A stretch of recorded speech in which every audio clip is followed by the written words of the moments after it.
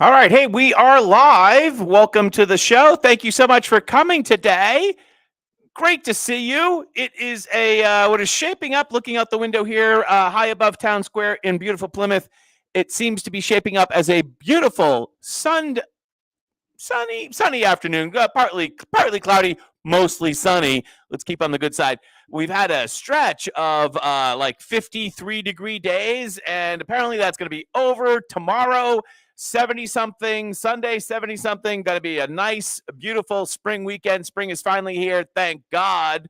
And it's great to be in New England again. God, I hate winter. The older I get, the more I hate winter, and the more I think about moving somewhere warmer on a permanent basis. The thing is it's hard to find a place that has good weather year round.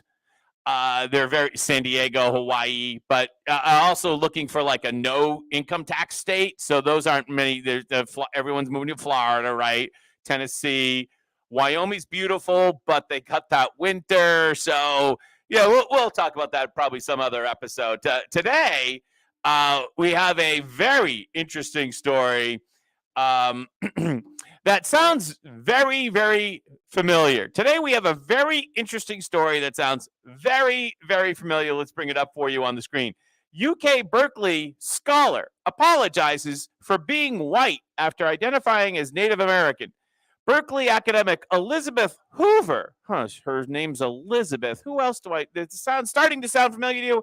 Declares she will put away my dance regalia, ribbon skirts, moccasins, and Native American jewelry amid alleged revelations, not alleged, confessed revelations about her true ancestry. So the bottom line here is this woman has been lying about being Native American for her entire life. And she's used that as advantage to get ahead in life. Now, if you're a kid, that's one thing. But once you become an adult, if you're going to start to be using your identity politics to get ahead, you better be right about your identity. University of California, Berkeley faces a firestorm after she admitted, Professor Hoover, after she admittedly was mistaken about her background. I guess that's the politest way to say it. I incorrectly identified as Native my whole life. Hoover, an Ivy League educated expert on environmental health and food justice. Why do they always have to be an environmental health and food justice major? Further apologizing by causing harm. You always have to say, oh, I'm sorry for the harm I caused. Uncritically living an identity based on family stories without seeking out documented connection to those communities. Having my family claim Native identity does not mean Native Asians claimed us. Right. That's an interesting statement because it says just because you say you're something, it doesn't mean you are something, regardless of your lived experience. I was listening to Vivek yesterday, and this is not an endorsement, but that's one of Vivek's least favorite phrases because like what type of other experience do you have other than the type that you've lived? It's just ridiculous on its face. Let's see if we bring this article up again here. Scrolling down, let's see the more. In an attempt to work to meaningfully make amends, Hoover shared a long list of commitments, such as that we've already mentioned. She does not plan on giving up power and prestige she won over the years. Well, of course not. The best part of being a far left woke professor is that you never have to say you're sorry, except in this case. And even when she's saying sorry, there really won't be a penalty. She doesn't plan on resigning, despite calls from over 360 people, including Native American scholars, activists, as well as current and former students from UC, Berkeley, and Brown. Again, who does this sound like? It sounds like very familiar. I remember a woman named Elizabeth who had the same scam going, and it worked for her. She got to the Ivy Leagues, just like Professor Hoover. Who is that? Oh, that's right. It's our senior U.S. Senator from Massachusetts, Elizabeth Fake Indian Warren. She lied about being an American. Elizabeth Warren lied about it. It's almost as if Elizabeth Hoover walked in the footsteps of Elizabeth Warren. Elizabeth Warren, she was the trailblazer. Can I say trailblazer? Elizabeth Warren was the trailblazer, and Elizabeth Hoover just followed in her footstep in this scam.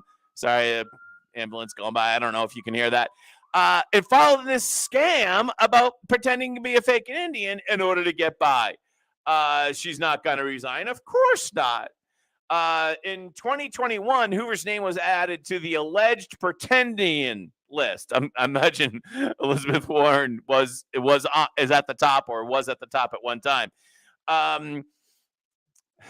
That she posted a statement of identity announcing that she did not have any official documentation to verify that way my family was identified. It's interesting in this article, she does not come clean as to what her background is. And she had posted a letter of apology. And the letter of apology, which we're not going to get into in complete detail, is exceedingly long, because when you're a far left woke professor at a far less woke university, you've got to bare your soul if you've pretended to be Native American and you're not. So it starts off with all of these apologies start off. I have brought hurt, harm, and broken trust to the Native community at large into specific Native communities I've worked with alongside, and for that I'm deeply sorry. Well, that sounds like something that Elizabeth Warren should have said a long time ago. What is her profession? I can't remember. Here's the money quote. But as an adult, as an academic, I should have done my due diligence to confirm that my ancestors were who I was told they were. In my mid-20s and 30s, I lived in different Native communities where I knew I did not have the breadth and depth of connection that these folks had to Native family history and culture. In other words, since she's been in her 20s, she knew the truth, but she didn't want to act upon that because that could hurt her career. Yeah, it sounds exactly like Elizabeth Warren. Exactly like Elizabeth Warren. Oh, man. You know, what do they say about the tangled web we weave when we wish to deceive? That's what it is. That's what it is. It doesn't surprise me. Does it surprise you?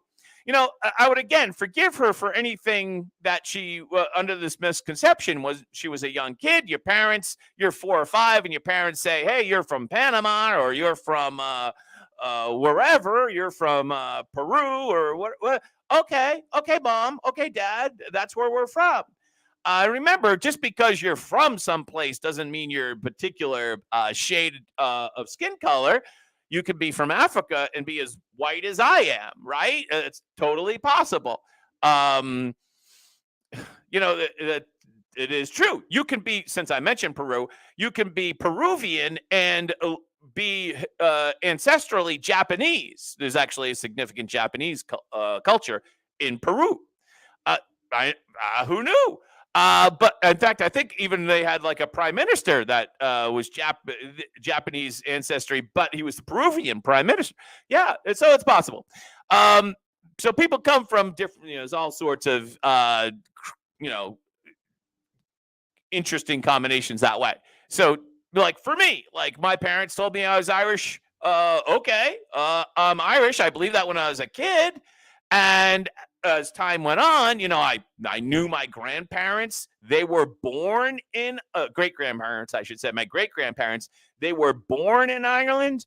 All of my family has Irish kind of names. Now, is there maybe a little bit of English or Scottish thrown in there? Probably. I've never done the 23andMe thing, but I mean, not that looks are everything, but just look at me. Do I look Irish American? Yes. Right? I've got Murphys and Baines and Curtins in my lineage. I've been to our gravesite where in Mattapan, where there's a whole row of Gately's buried. Everything that indicates that I'm Irish American. But to me, that's kind of culturally important. But most important to me is that I'm American. That is my identity. I don't identify as Irish American. I'm American. I identify as American, and I think that's what should be our primary identification, not as Italian American or Native American or German American or whatever, Peruvian American. No, American should be really the only thing that counts, and that you understand and believe the ideals that what it means to be an American, which is to embrace liberty, free enterprise, and the pursuit of happiness, not tyranny. All right, so let's move on. Talk about tyranny. We have a case from a little kid out in Middleborough, which for those of you who don't know, Middleborough, you just go down the street here, take a left, and drive, I don't know, like 15 minutes maybe, and you'll be in Middleborough. Middleborough was at one time part of Plymouth, and here's this kid. If you have not seen his speech, here he is. Grade at Nichols Middle School. I appreciate the opportunity to speak to you today. I never thought that the shirt I wore to school on March 21st would lead me to speak with you today. Whoop, sorry about that. Just want to turn this up if I could find the volume. Guess not. On that Tuesday morning, I was taken out of gym class to sit down with two adults for what turned out to be a very uncomfortable talk. I was told that people were complaining about the words on my shirt, that my shirt was making some students feel unsafe. Yes, words on a shirt made people feel unsafe. They told me that I wasn't in trouble, but it sure felt like I was. I was told that I would need to remove my shirt before I could return to class. When I nicely told them that I didn't want to do that, they called my father. Thankfully, my dad supported my decisions and came to pick me up. What did my shirt say? 5 simple words. There are only 2 genders. Nothing harmful, nothing threatening, just a statement I believe to be a fact. I have been told that my shirt was targeting a protected class. Who is this protected class? Are their feelings more important than my rights? I don't complain when I see pride flags and diversity posters hung throughout the school. Do you know why? Because others have a right to their beliefs just as I do. Not one person, staff, or student told me that they were bothered by what I was wearing. Actually, just the opposite. Several kids told me that they supported my actions and that they wanted one too. I was told that the shirt was a disruption to learning. No one got up and stormed out of class. No one burst into tears. I'm sure I would have noticed if they had. I experience disruptions to my learning every day. Kids acting out in class are a disruption, yet nothing is done. Why do the rules apply to one, yet not another? I feel like these adults were telling me that it wasn't okay for me to have an opposing view. Their arguments were weak, in my opinion. I didn't go to school that day to hurt feelings or cause trouble. I have learned a lot from this experience. I learned that a lot of other students share my view. I learned that adults don't always do the right thing or make the right decisions. I know that I have a right to wear a shirt with those 5 words. Even at 12 years old, I have my own political opinions, and I have a right to express those opinions. Even at school, this right is called the First Amendment to the Constitution. My hope in being here tonight is to bring the school committee's attention to this issue. I hope that you will speak up for the rest of us so we can express ourselves without being pulled out of class. Next time, it may not only be me. There might be more students that decide to speak out. Thank you for your time and good night. Wow, varsity. This kid is varsity level speaker. Way to go. He is just a few minutes away down the street in Middleborough. And the news on this is that actually, let's see if I bring up this next story for you here. The news on this is that he's actually been censored again. The kid from Middleborough, varsity level speech there, Liam Morrison, has been censored a second time. Not only did he get sent home with the shirt that said there's only 2 genders, he then went to school, I think this was just yesterday, with this shirt here. There are censored genders. In other words, he's mocking the school officials. Way to go, Liam Morrison. There are censored genders. He is totally mocking them. Way to go, Liam Morrison. Censored again. This is from the Massachusetts Family Institute. By the way, if you don't follow the Massachusetts Family Institute from time to time or visit their website, I strongly recommend it. Massachusetts Family Institute. Like by the way, the 1776 flag in the background. Nice touch, Morrison family. At the end of last week, the Massachusetts Family Institute received a call from a Middleborough mom saying that he was sent home after his shirt was featured as hate speech. What did the shirt say? There are only two genders. And then there's some background here. The Massachusetts Family Institute responded to this violation of free speech by sending the school a demand letter. And it's been all over Fox News and Libs of TikTok, blah, blah, blah. Today, Liam wore a short picture below demonstrating that his free speech was censored. And just so that we're clear on the date, this is today, actually. That's what he wore to school today. And he was sent home again. In the move that not should surprise anyone, the school made him take this shirt off, too. I think he was smart in that maybe he had a second shirt. Yeah, it looks as if he has a long sleeve black shirt underneath that. So he was probably expected to get in trouble again. So it looks like he was prepared to take this off should he get in trouble again. By the way, excellent speech by this kid. Here he is standing in front of the schools, literally in front of the school door. And that's harkens back to the landmark 1969 free speech case in this situation here called Tinker versus Des Moines, which we'll get to in a minute, that your school child's freedom of speech does not end at the schoolhouse door. MFI is now preparing to take legal action on behalf of Liam and his parents to vindicate Liam's right to speak the truth in a culture inundated by lies. I love that statement. When you speak the truth, this sounds like Tucker, actually, but when you speak the truth, the truth will set you free, and you're empowered, and everyone that's telling lies is disempowered. Love that sentence here by Mass Family Institute. Please consider making it okay. We need your continued prayers and support to win this fight. Will you join us? Excellent job, Massachusetts Family Institute. So if you're not familiar with the landmark case on this, and we're not going to get too deep into it, but if you want to kind of like the simple version, where would you go to learn about civil rights? Oh, you'd go to the American Civil Liberties Union, who seems to be suddenly quiet on this particular I have not heard them speak up for this kid. Have you? If they've spoken up for this kid, I'd like to find out about that. But I have not heard them speak up about it. It's a Massachusetts Family Institute has, but it is the landmark case from 1969, as we said, Tinker versus Des Moines, that you probably should have learned about in high school or college back in the day.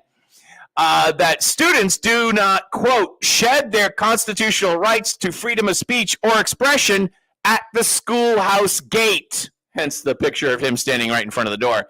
This is true for fundamental other rights as well. Do I have First Amendment rights to speak out, hand out flyers, petitions? Yes.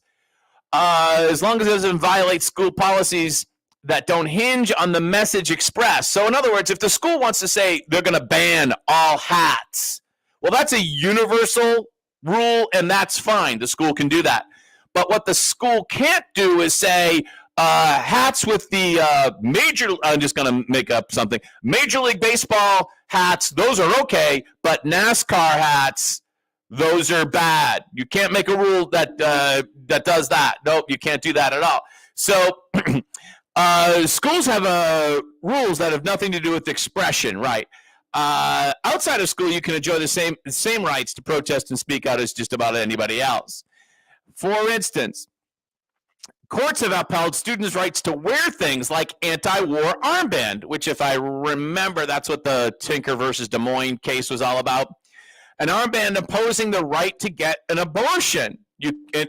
Notice how they say that. An armband opposing the right to get an abortion. First off, maybe not so much of a right anymore. And it's the ACLU, this is their website here, so they don't want to write the words pro-life.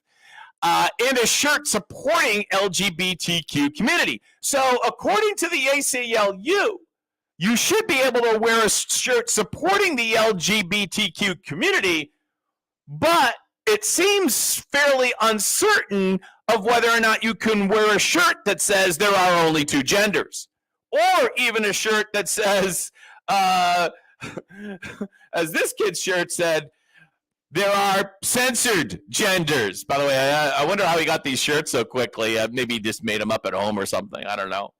Yeah, you can't mock the school. You can't mock the school, Liam. Come on. You can't speak truth to power. So if you want to learn more, you can go to the ACLU website to learn about this famous case, Tinker versus Des Moines, landmark Supreme Court ruling on behalf of student expression.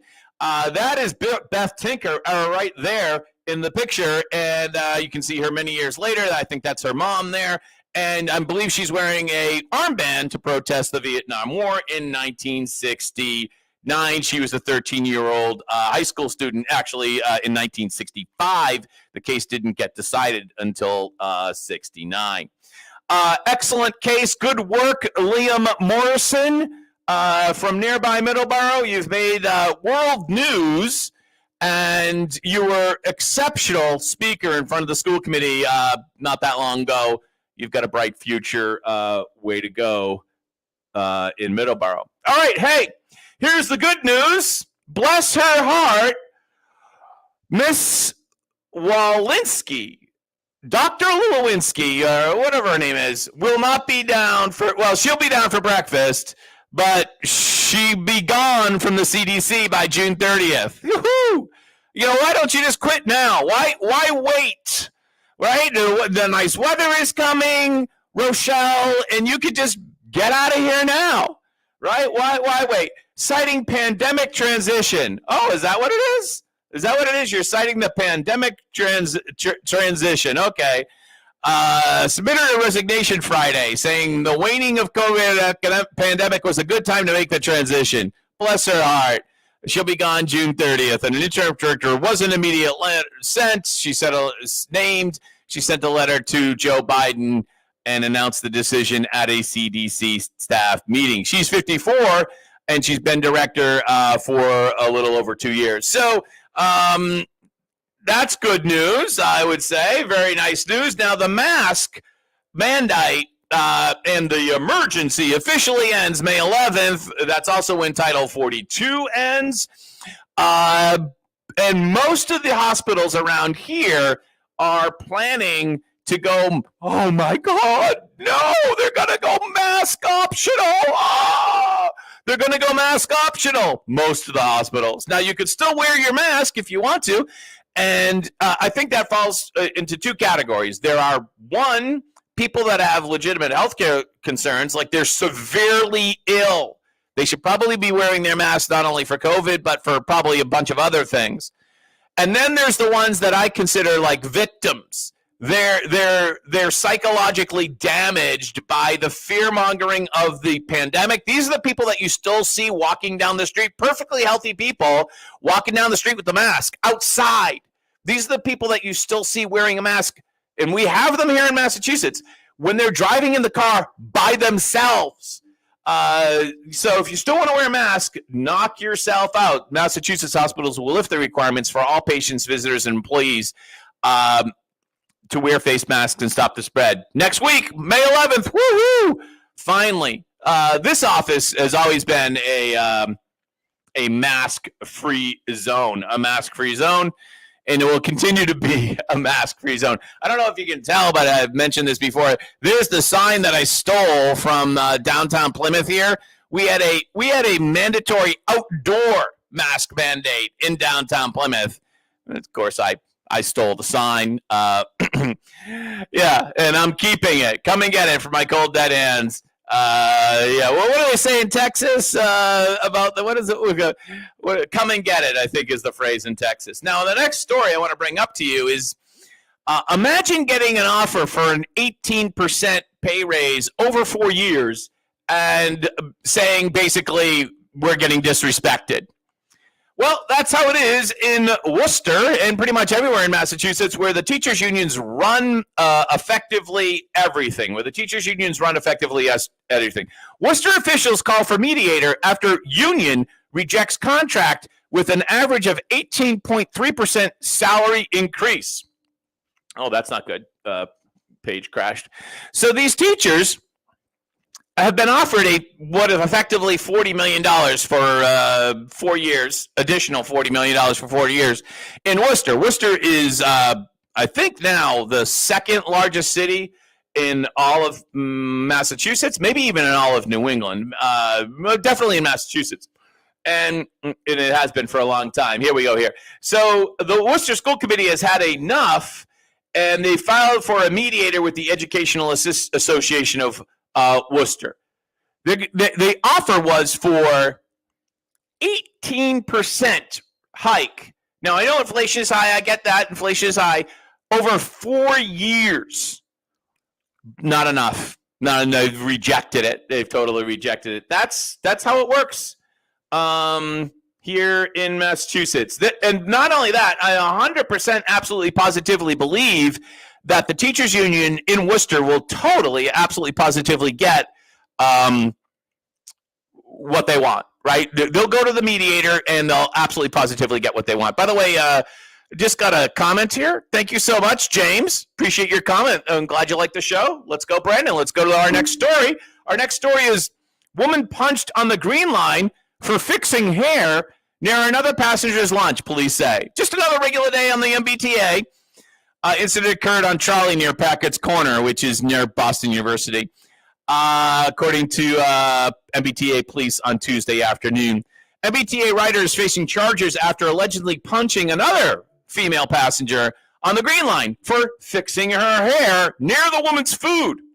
So the woman is reportedly eating her lunch on board the trolley, which, maybe she's in a rush, but I don't want to eat my lunch on a trolley, right? Maybe she's in a rush, but, if you're eating the lunch on the trolley, it's possible that it might be inconvenient for you. I'm just saying, maybe you could have gotten off the trolley and ate in a park bench or something like that. I don't know. But, if you're going to be eating on rapid transit, I don't want to call the MBTA rapid transit. If you're eating on the transit, not rapid, if you're eating on the transit, it might be inconvenient. It also might be rude to the other people. Not everybody wants to smell your lunch, right? You might be the offensive party. If you're eating on the MBTA, what if the train jolts? Then and your food goes flying, then it's just, you could just easily be the offending party. So the woman eating her lunch became angry because she thought the hair from the woman next to her would land in her food, which seems to be a reasonable concern. I don't want people's hair, if someone's next to me fixing their hair, I'm going to kind of probably put the lid on my takeout so that whatever coming out of her head doesn't fall in my lunch. That would have been a reasonable, maybe say to yourself, eating on the MBTA might not have been the best choice. Instead, she punched the victim several times and exited the Green Line. The perpetrator, allegedly, is 28 years old and facing assault and battery. No name, because, of course, that would have stigmatized her. If we had mentioned the name, that would have been stigmatized. We don't want to do that. Oh, gosh, no, definitely don't want to do that. Don't want to stigmatize anybody. No. Well, another weekend, or another week, I should say, of regular happenings in a Democratic-run city. In other words, violence. Man shot in the head and back on Holmes Avenue in Dorchester. The man was shot on Holmes Avenue near Toplift Street around 4 p.m., broad daylight. This is yesterday. Homicide unit was called due to the severity of the victim's injuries. No word on his current condition. Hope he recovers. As many as 6 shots have been fired. This is just normal, happens all the time. Police found a car crashed into a house nearby. So obviously there is a lot more going on in this story. Probably connected to this is this other story. Oh, Kellyanne, I don't know where that picture came from. Let's see if we can get her out of the picture. There we go. That's better. A man with a gunshot wound to the foot was dropped off at the emergency room at Faulkner Hospital, which is nearby, at around 9 p.m. Police are investigating whether it's related to the shooting on Holmes Avenue in Dorchester. Could be just related. I don't know. Just saying could be related. But just another day of violence in Massachusetts, and especially in a Democratic-run city. We have, I believe, one other story I want to talk about today, and I'm going to say something very unusual. Can't even believe I'm going to say this, but the Boston Globe did the right thing. The Boston Globe did the right thing. Well, the first thing they did was wrong, but then they did the right thing. So it ended up that the Boston Globe got caught lying again. So, you know, they have a long history of this, including Joan Vanacki and Mike Barnacle and what was her name? Patricia Smith, the one with the big hairdo, right? Oh, that's probably racist that I mentioned her hair. Yeah. All of those people had basically lied or made up, fabricated one way, shape, or another. And that's what happened with this story the other week. I think about a week ago. It was Sunday, I think, where they did a story that said 9 of the MBTA top managers lived far, far away from the MBTA, hundreds of miles in some cases. And they named these managers by name in this article. So it ended up that actually 3 of the managers actually lived in Massachusetts. And one of the managers didn't even work at the MBTA. So they got anymore. So they got this, I think they got like, out of 9, only 5 were right. So they got like 4 of these accusations wrong. And they named the people, you know, like, I don't want to name them again, but let's say, you know, John Doe is living in Chicago. Well, actually, he's only, for example, one case was he just recently started with the MBTA in February, and he actually has already now established a residency in Massachusetts. I would imagine there'd be some transition, right? Some grace period. So completely and irresponsibly bad journalism at the Globe, which I know you're probably shocked and outraged to hear that. They have basically fired Andrea Estes of the Globe. She's now a former reporter at the Boston Globe. I know it comes as a complete shock to you. And thank you, by the way, Universal Hub, for these last 2 stories. I know it comes as a complete shock to you that the Globe has falseness to it, right? Not only do they like lie on the major league level, but sometimes they lie or just plain out get things wrong.